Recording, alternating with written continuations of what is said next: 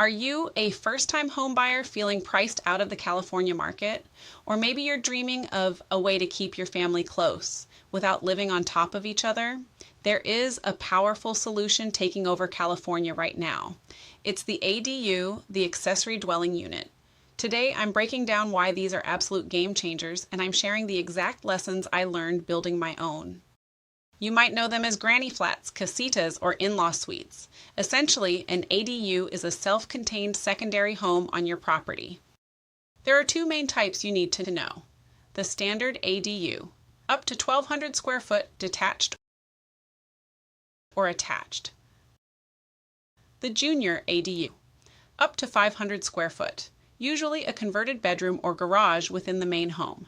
To be official, it needs three things: its own entrance, an efficiency kitchen, and a bathroom. Pro tip: in a junior ADU, you can actually share a bathroom with the main house, but for a full ADU, it's got to be completely independent. California legislation has made this so much easier. The 1+1 rule. On most single-family lots, you can now build one full ADU and one junior ADU. Fast approval. Cities are required to approve or deny permits within 60 days, but jurisdictions may have backlogs. Now, total transparency, mine took about 12 months to get through the plans and permitting process. So, while the legislation is on your side, patience is still your best friend.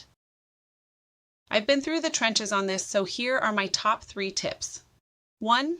Go all electric. I skipped gas entirely. It's easier to permit, cheaper to install, and California is moving toward all electric requirements anyway. 2. The mailbox trick. You don't always need a separate address. I kept one address but painted my front doors different colors. It sounds simple, but it's very helpful for delivery drivers and guests. 3. The shared laundry. You'll find a shared laundry room located in the garage, accessible via private doors from both units. I've included 2 washers and 2 dryers, so there's never a wait. This setup keeps the ADU feeling spacious while ensuring you have easy, private access to laundry right on site. Let's hit some of the most common questions I get as a realtor. Question: what about my homeowners association? Answer: always run everything by your HOA, city, and county regulations. Question: can I rent it out?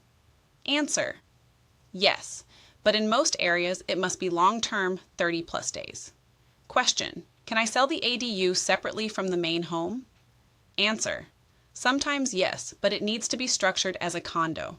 Question: can a tiny home be an ADU? Answer: only if it's on a permanent foundation. No wheels allowed in California.